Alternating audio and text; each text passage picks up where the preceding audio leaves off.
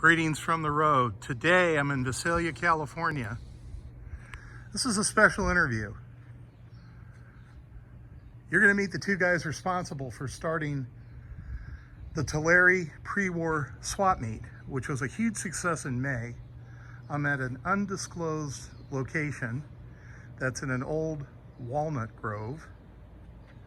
I'm going to pan around here and then we're going to go inside and we're going to conduct an interview with these guys.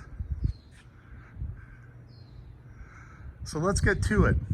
This is a recreation of Merle's, a famous Visalia diner and hotspot that was saved from demolition and brought intact.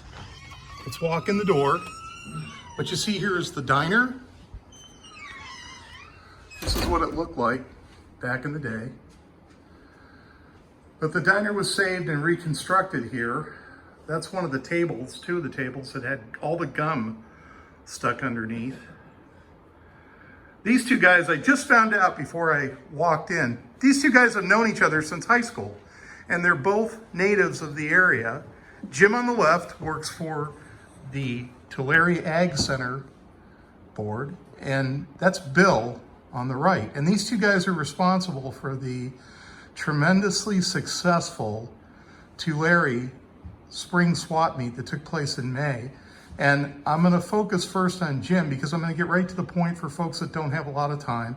Jim, when is the fall swap meet scheduled? And maybe you can give us some details about what's going to happen each day. Okay, on October 2nd is our swap day. On Friday, October 1st is a move-in day. And the last swap meet we did in May, move-in day had probably 70% of the swappers there.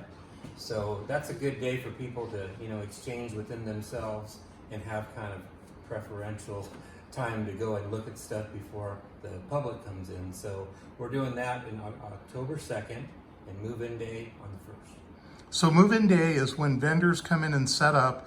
When are the gates open so they can get in line to get behind the lock gate that lets them in? Okay, on Friday we're going 9 a.m. to 9 p.m. so they have a full day to come in. On Saturday we moved it up a little bit to 5:30 a.m. Vendors can come in and set up to 7, and then we let the public in at 7 a.m. So the actual public is welcome on Saturday at 7 a.m. Vendors can come in at 5:30 a.m. Yeah. But when do the gates open on Friday? Because as you know, in May, even though these guys, this is what's really amazing about vendors.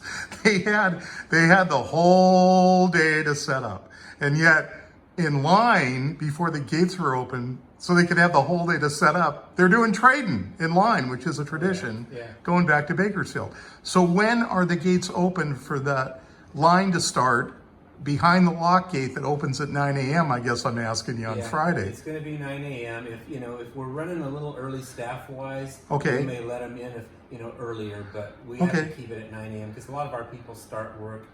The gals who are working that line, which we usually have about 5 or 6 of them out there, they use their normal start date is 8 o'clock. So it's a big day all day. So we're trying to not get them there too early, but if we're all set up and ready to go, we will open the gates a little early. Okay, so folks, keep in mind, because you have to turn off from a main street, so you don't want to get here early because there's really no place to park, on the street per se. Now, if folks want to do the old-fashioned thing and call the event center, should they call you directly or should they call just a main number? Yeah, either or. The main number is 559-688-1030, and my cell is 559-837-9007, 007. So that's pretty easy to remember. But like I say, I answer my phone all the time. If I don't answer it, I'm busy, and I'll call you back. But that's just the kind of guy I am. I'll call you if you have a question. And I've met several great people just through the phone, talking to them on the previous swap meet. There's some good people out there that love this antique stuff, and I've always been into it myself, antiques, hot rods, and things like that. So the idea to do this was pretty easy, and it was a need that our Central Valley guys didn't have their own swap meet. Okay, now just for folks that haven't been, that didn't attend in May, can you tell us how many spaces you will have available for pre-war vendors to use to set up. And I'll add here, the space size is very generous. Perhaps you can tell us the space size and what the cost is for the event to rent a space. Yeah, space sizes are 20 feet by 40 feet. Which is huge. Yeah, and $50. $50, and you can get 2 adjacent spaces, which is what I've done, and we'll do again, that would easily fit like a smaller motor home and your vending tables and everything, and folks are allowed to dry camp on their space, right? Correct. Okay, and there's no electrical hookups or water hookups, but there are bathrooms. There's no showers. Yeah. But will there be food vendors present on Friday, do you think? Yes, we were a little low on food vendors last event, so we are going to boost that up and have some vendors in the pre-war area too, just because it was kind of a distance away the last time. But yeah, we want to make sure that we do things the right way, we do it better each time. Like I say, the spaces are 20 by 40 for $50. We're going to try to hold those prices like that for a while, just because we really need to build ourselves and get some people down there to kind of experience it for the first time if they hadn't been already. But like I say, we have 200 spaces for the pre-war guys, and we have room to grow. If say that's not enough, we can push the envelope back a little bit. We do have, we're on 2.6 million feet of exhibit space that we use for our normal big World Ag Expo. So we have the room to grow. I believe it's like 200 acres just for the big show that we do, World Ag Expo, every year. So we got room to move it back. Say those 200 fill up, call me directly. We'll find a spot for you. Now, how many pre-war vendor spaces did you end up selling for in May for the first event? That was 200. Okay. And then with our regular Swaparama was, I think, another 400, and then we had cargo also 700 spaces total. So there were 700 spaces for vendors back in May for this. Yeah. Okay, so what I'm going to do now is shift to Bill. I'm going to put him on the spot because, like it or not, Bill is the guy who's responsible for bringing Bakersfield to Tulare. And I have to say, Bill, help me remember the correct pronunciation as I'm writing a letter to Tulare. Tulare. So I have to remember that. I was calling it Tulare. But Bill, I was really surprised to learn these guys are both natives of the area and they've known each other since high school. But Bill, his family goes back to the 1800s. So let's start there and just get a background of when your family settled in this area. Well, I don't really know how relevant it is to the swap meet, but my ancestors settled in the area actually before Tulare County was formed. Oh my goodness. So it was back in the early 1850s. Wow. And we've put down a taproot and nobody's pulled it up yet, so we're still here. Okay. Well, I think it's very relevant. It shows a commitment to the area and it shows your family's been part of this community for generations, obviously. And you personally, I know he doesn't like to talk about himself, but he was born with a wrench in his hand, or I think he said born riding a tractor, one of the two. You've always been involved in automotive since high school. So what have you done career-wise since high school? I mean, you've always been involved one way or another. Can you just give us a little bit of a background? Because I find it fascinating. Well, actually, that's not correct about being involved since high school. Okay. I actually started restoring Model Ts when I was 9 years old, and I wasn't allowed in high school at 9 years of age. So I've been doing this for, 15, 20 years now? I think so. You're looking very good for like 35. Yeah, so anyway, something like that.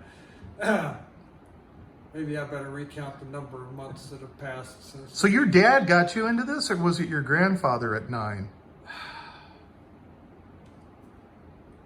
My dad had a Model T that he purchased in 1947 as his service vehicle for his fledgling radio repair business. This Oh my was goodness. before television. And unfortunately, we had a rather devastating flood here in 1955, and the flood damaged that Model T. But in 1969, Dad said, you know what, I need to take a look at that car and see if we can actually get it fixed. So in 1969, at 9 years of age, I helped Dad take the differential out of the Model T Roadster pickup, and we started working on it. And I don't know what happened from there other than the fact that I could not get enough information about early cars and especially Model T Fords. And I've been working with them ever since. It's been 52 years I've been working on Model T Fords. Privately, and then in your professional life, your career choices, it seems like you've always been in the automotive related profession. So you worked for the state of California? Well, it started out as a dealership mechanic. Actually, after graduating high school, I went to trade school in Arizona. Oh, okay. And then came back here and started working in dealerships. I still had the passion for working on antique automobiles, but I knew there was no way I could make a living doing that. So I worked on modern cars and stayed with the dealerships for quite a few years, and then got involved with the State of California Bureau of Automotive Repair and worked with them for about 16 years directly. Actually 8 years prior to that, worked with the smog check program as a smog check referee. So anyway, and then I started helping Brian Blaine with his collection of antique automobiles. And that story gets very long and convoluted. I'm not going to go all the way through it. Well, that's where we're actually at now. It's an undisclosed location. It's a private by appointment or invitation only, and I'm very privileged to be here. That's where we're actually at right now. And if you know the name and recognize him and know the town, you know where I'm at. If you don't, I'm not going to tell you. So, but basically, you've been here with Brian now for how many years? About 9 years. And you told me last time I was here, you have 18 years of restoration projects currently on the schedule. Yeah, in front of me professionally. That doesn't count the personal cars I would like to get restored. And the list keeps getting longer. So you got a full plate. So Yes. in a nutshell, the blessing, one of the very few blessings from COVID was turning back the clock. Bakersfield swap meet is winding down anyway. That demise is accelerated by COVID-19.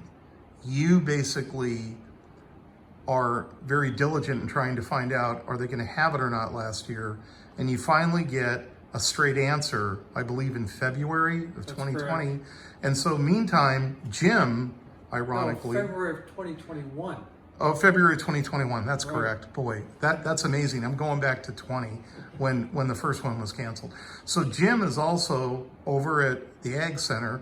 They historically have been an agricultural expo presentation grounds. They're the largest staging and exhibition in the world, right, Jim? Right. And they have a huge show every February. And how many years have you had that? I believe we're going on 54. 54 years, folks. So COVID dealt them a blow too. And so their huge ag show was canceled in February.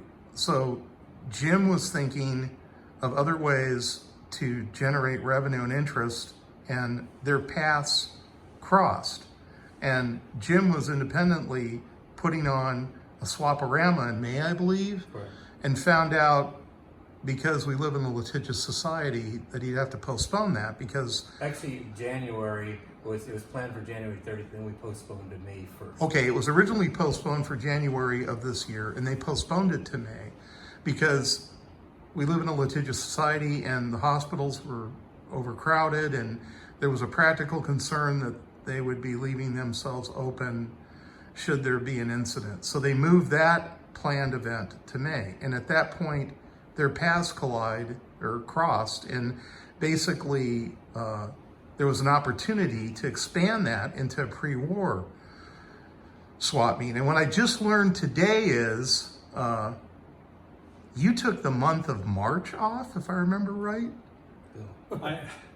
from work, and you threw yourself full-time into volunteer efforts I came to work every day. I didn't get anything done by being here, Okay. but I was here every day, and Brian was getting rather upset about the fact that, are you doing anything? Are you just on the phone? Who are you talking to? Is the swap meet thing going to go on all year? What's happening? What's going on here? Now, Brian, his boss, was behind this 100%. Right. God bless him. I mean, he basically had Jim come over. They had a meeting. When was that, Jim? Gosh, I'm gonna say it was probably November, maybe, Yeah. when I came over, and it was. We're talking November of 2020. 2020. So Yeah, even back then, Yeah. there was discussion, but there wasn't really there was no way of knowing that Bakersfield would be canceled, for 2021. But when was the opportunity, or when was the formal presentation of combining a pre-war event with your Swaparama in May? When was that I actually? think it was actually in April, right after April. February. It was kind of Well- warm cement right there. Yeah. Okay. What happened was, I'd been in contact with a gentleman who was working with the Bakersfield swap meet, and he told me that the Bakersfield swap meet was gone. It was no longer going to happen.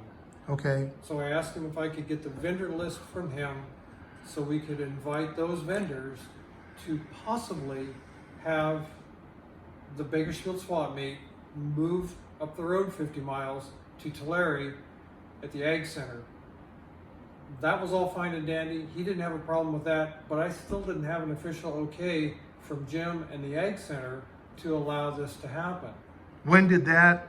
I got the phone call from Jim on March 2nd of this year. Now remember, we're planning an event for May 1st. I remember that. So you have literally I had 8 weeks.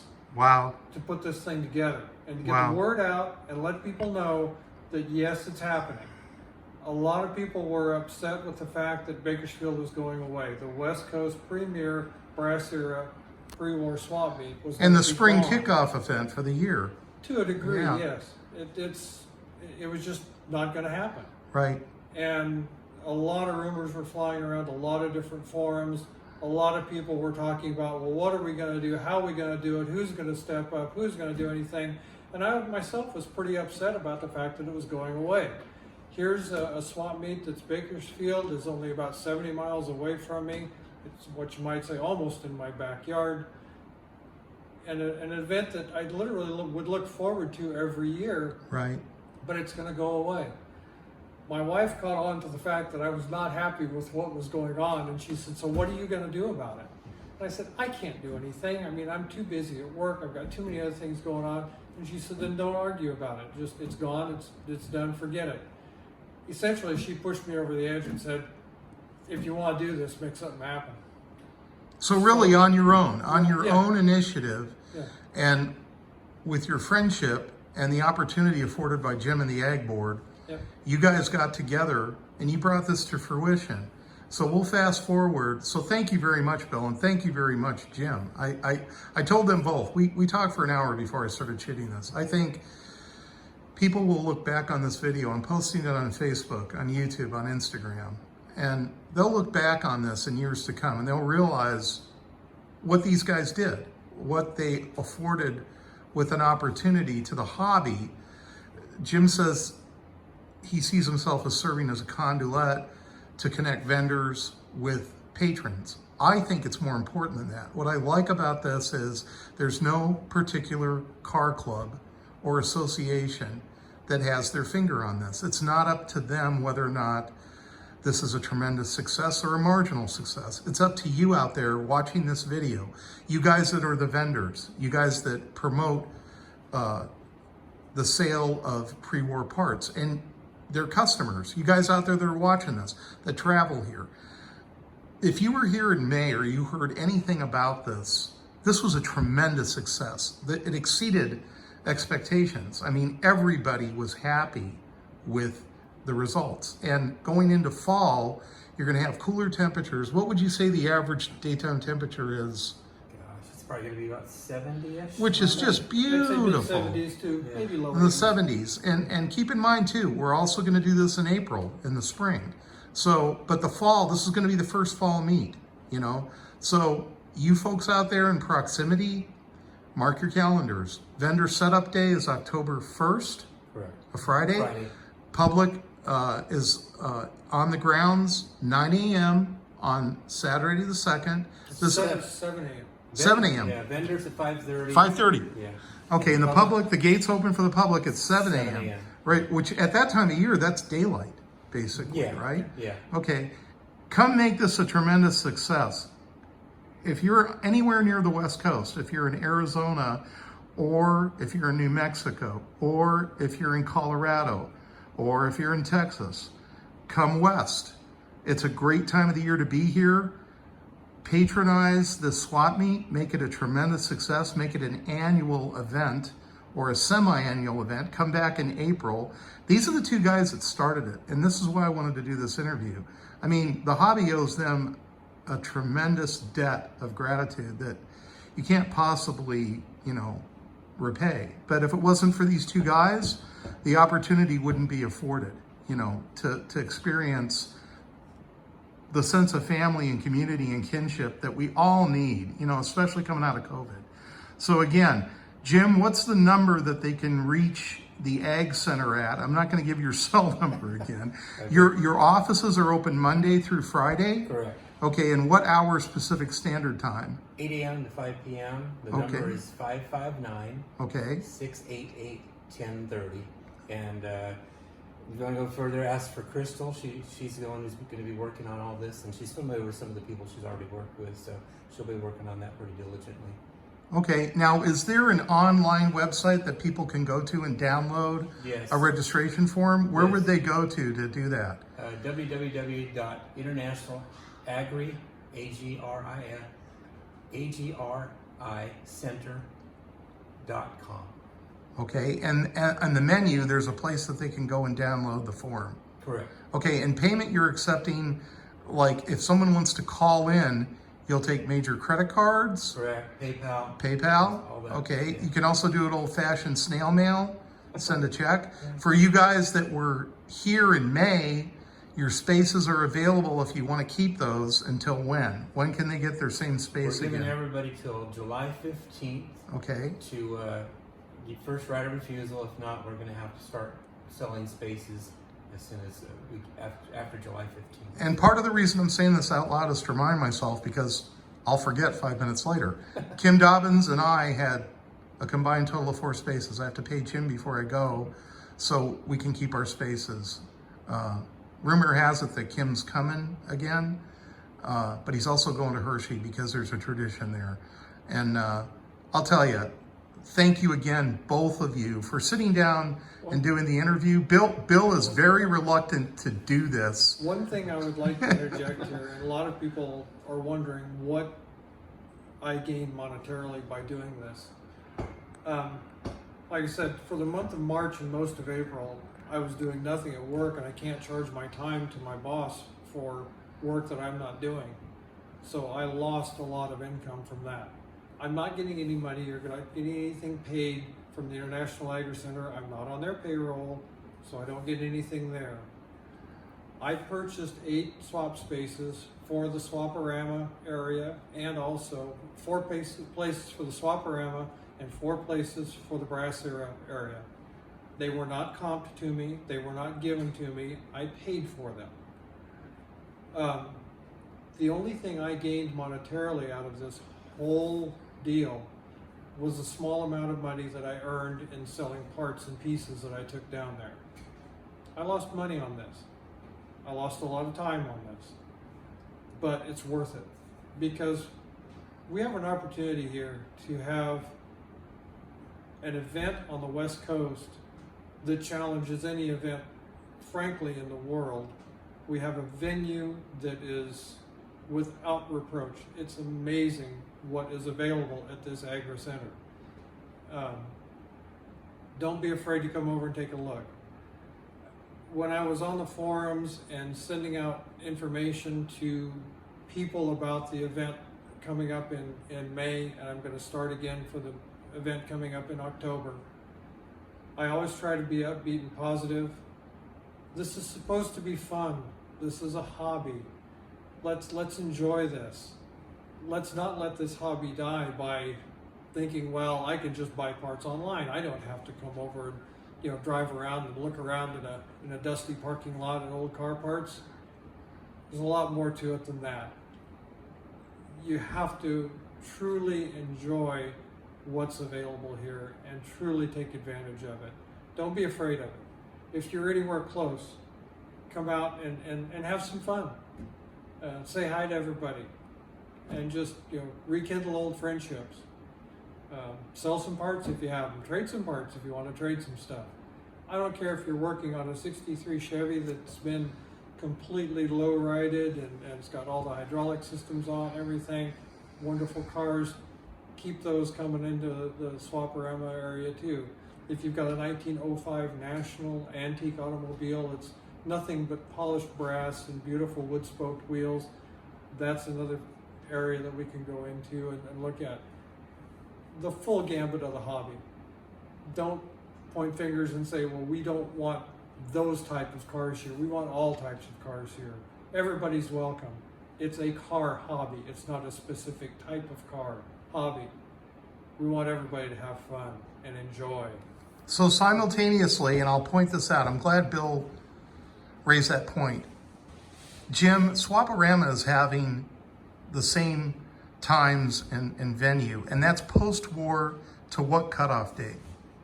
Not necessarily any cutoff. Okay, so there's an opportunity, and this was seen in May, okay? So I'll interject here. I spent March and April, and I spent a lot of my time and a lot of my money going to Chickasha Swap Meet.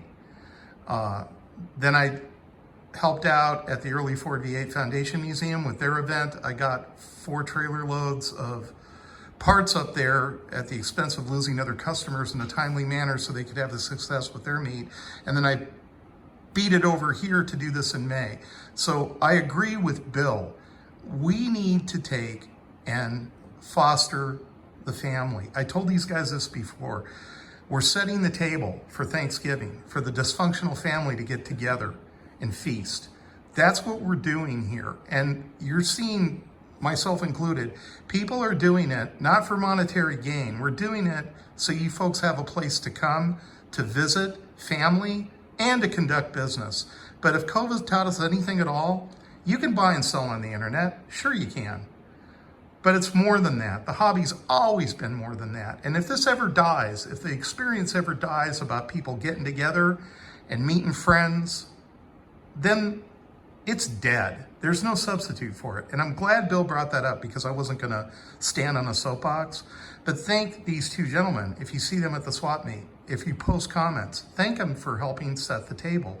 Jim is doing this not just because it's his job, it's his passion. You saw his truck outside. Bill does this because you can tell it's his passion. So I'm glad he said that because he's a very modest, humble guy and he doesn't like talking about himself. But these 2 guys, like I said, people will look at this video in years to come and realize these 2 guys are responsible for great things. And this does have the potential. Is it 800 to 1,000 spaces you have, vendor spaces right now that are marked? Or is it less than that? We're marked to 700, but we can easily go to 1,000. Okay, and how many acres do you have available potentially for vending space? 200 right now, and we can always expand. We have 600 acres on our whole venue.